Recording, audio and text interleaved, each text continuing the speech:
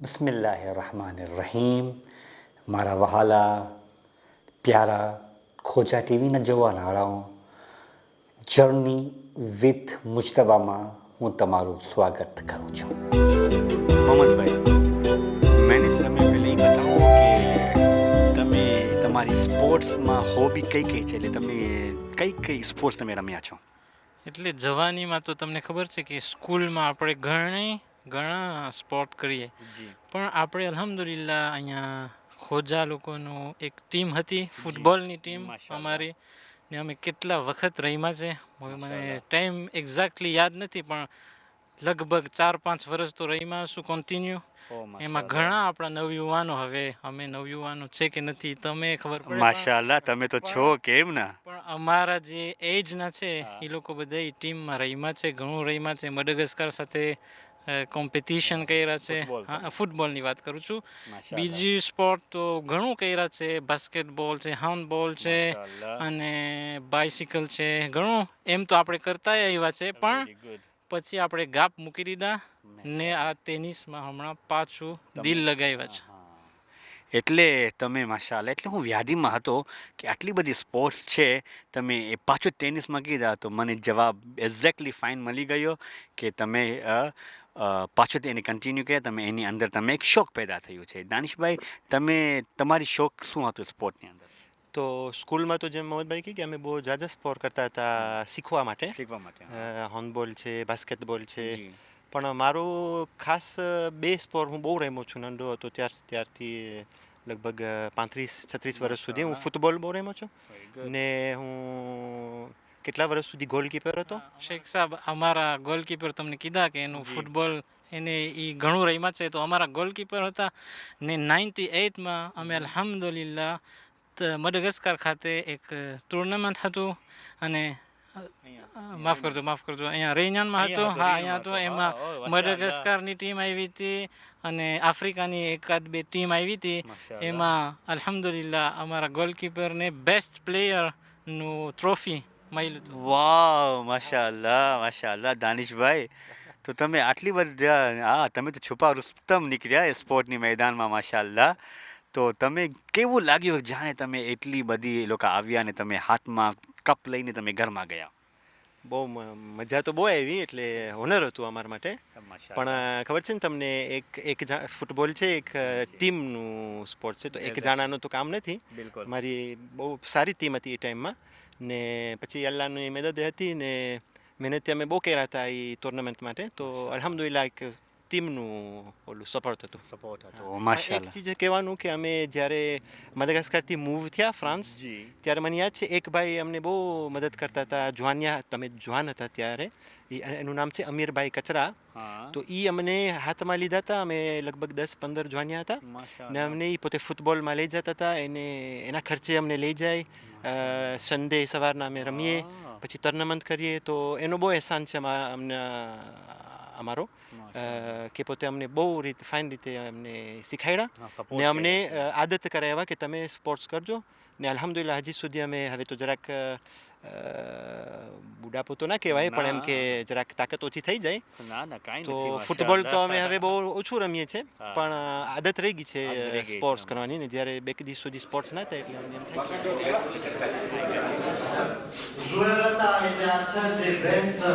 થાય એમાંથી સૌથી જે મેયર એક joueur છે, એટલે the best of the best player, A mayor joueur ને પ્રી અર્પણ કરવામાં આવે છે.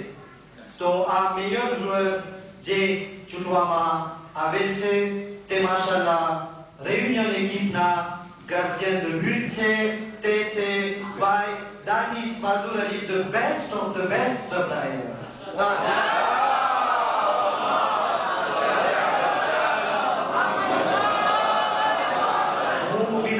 કરીશ તમારી જમાતના ઉપપ્રમુખ પાસે હાજી નવાઝભાઈ મોલુ પાસે કે આ રેયુનિયન એકિપના મેયર જુએલને પોતાના મુબારક હાથથી બ્રીફ અર્પણ કરે. સલાત પ્રવચનને મોકલવાનું.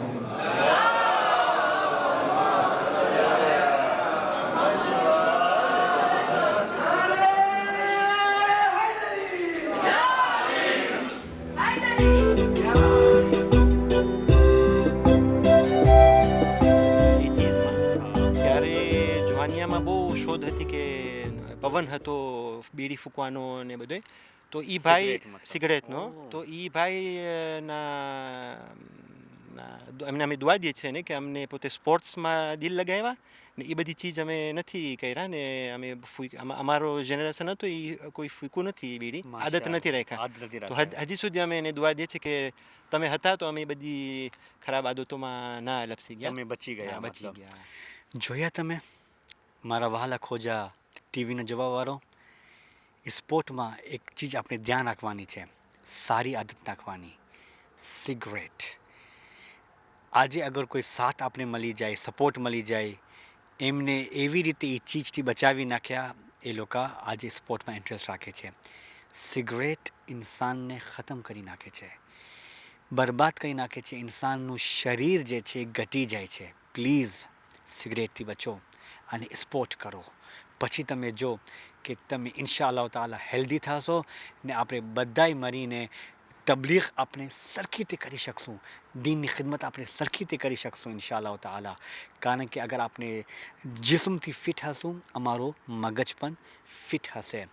એટલે આપણે હંમેશા સારા વિચારમાં આપણે ગરી જશું. અગર આપણે આળસુરા થઈ જશું, લેઝી થઈ જશું, તો ગલત ખ્યાલાત આપણી મગજમાં આવે છે.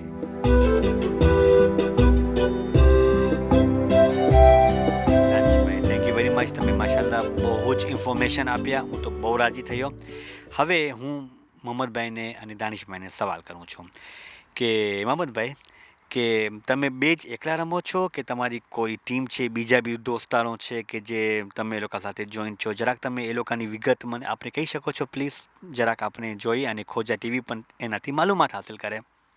એટલે તમને તો ખબર છે કે આપણા ખોજામાં ફેમસ અહીંયા તો ભૂલ છે, સ્પોર્ટ એ તમને ખબર છે, ને ફૂટબોલ એ આવે છે ફેમસ. ટેનિસ બહુ ઓછા રમવાવાળા છે, પણ અમે છે 3-4 જણા. આપણે ખોજા, બીજા આપણા છે હોરાભાઈઓ આવે છે 3-4 જણા. એમે તમે સમજો કે ટોપિયારા લોકો હોય છે, એટલે ફ્રેન્ચ અને લોકલ બી રમે છે અમારી સાથે. ને અમારો એક દોસ્ત છે ટ્યુનિઝીથી આવે છે, એ રમે છે અમારી સાથે, આદેલ. ઘણા, એટલે અમને મોકો મળે છે કે બીજાઓની ઓળખાણ થાય, એ લોકોને ખબર પડે કે અમે કોણ છે ને અમને ખબર પડે કે એ લોકો કોણ છે. માશાલ્લાહ. દાનિશભાઈ, જાણે બધા એ લોકો રમે છે, એ લોકો આવે છે, તમે શું ફીલ થાય છે એ લોકો સાથે રમવાનું, વાતચીત કરવાનું, આપણી કોમ સાથે? તમે એક અંદરની અવાજ આવે છે કે આપણે એને ઓર આગળ વધાવે, કેમ આપણે એને કન્ટિન્યુ કરે, કે કાંઈ ફિલિંગ્સ કે શું મગજમાં તમારું આવે છે? એટલે બીજા લોકો સાથે, ખાસ કરીને પરકોમ સાથે રમવું તો બહુ મજાનું છે, કારણ કે એ લોકો આપણી આદતોને ઓળખે, આપણે હાવભાવને જોઈ, અમને ઘણી ફેર એ લોકો સાથે જાણવાનું મળે. પછી કામ બારામાં વાતચીત થાય, ઓળખાણ થાય, ને પછી બધી વાતે મજા પડે, દોસ્તારો વધે, ભાઈચારો વધે. ને ખાસ કરીને તો એ મજા પડે કે એ લોકો આપણને ઓળખે કે આ લોકો છે કોણ. ઘણી ફેરે પહેલાંમાં એ લોકોને એમ થાય કે આ લોકો કેવા હશે ને શું હશે, પણ આપણા સાથે રમે ત્યારે એ લોકો વિચાર કરે કે હા, તમે તો આવા છો, તમે તો આટલા ડાયા છો, તમે અખલાકવાળા છો. તો એ બધી ચીજ સારી છે ને અમને બહુ જાણવાનું મળે એ લોકો સાથે, કારણ કે એ લોકોની વાત ઘણી ફેરે બહુ સારી હોય. તો બસ એક ઇન્સાનની રીતે મજા પડે એમ.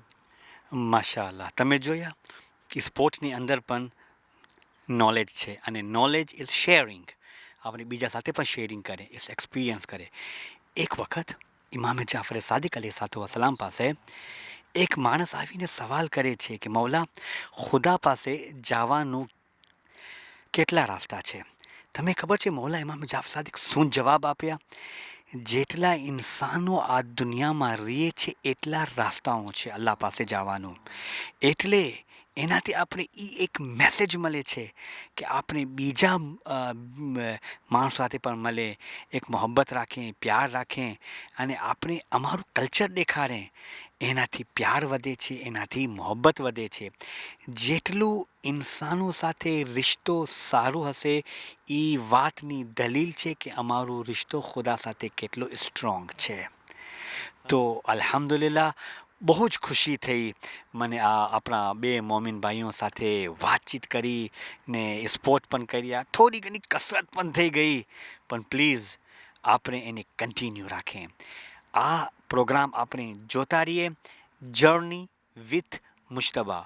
હજુ ઘણું બાકી છે, આપણે નાનકડો એક બ્રેક લઈ લે.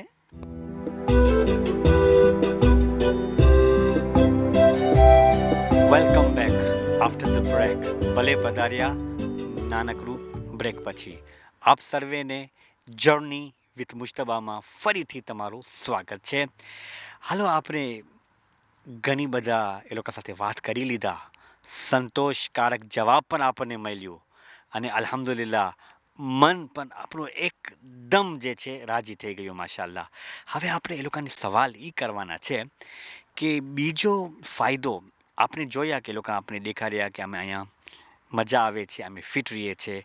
આપણે એ લોકો સાથે બીજી વાતો પણ પૂછા કરીએ કે બીજા શું ફાયદાઓ સ્પોર્ટમાં જોયા છે. ઘણા બધા ફાયદાઓ છે, પણ મને ખપે છે હું એ લોકોની જબાનથી પણ કાંઈ સાંભળું ને તમે પણ સાંભળો મારા સાથે.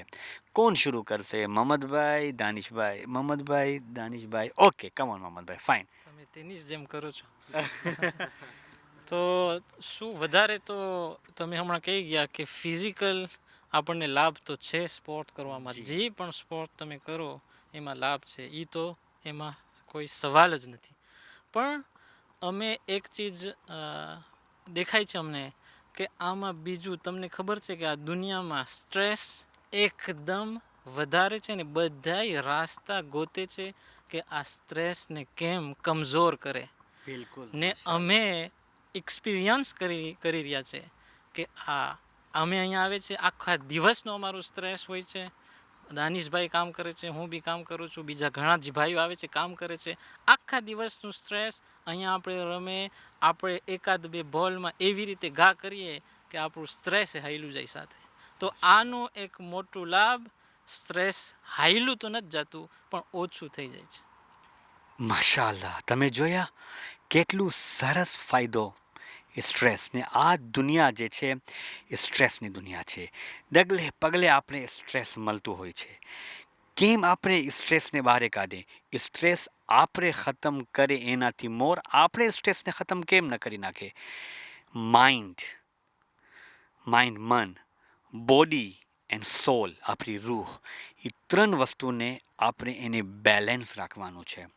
જ્યાં સુધી આપણે એ ત્રણ વસ્તુને બેલેન્સ નહીં રાખશું એનું અંજામ બહુ જ ખરાબ થશે. ઇન્સાન ડિપ્રેશનમાં આવી જાય છે.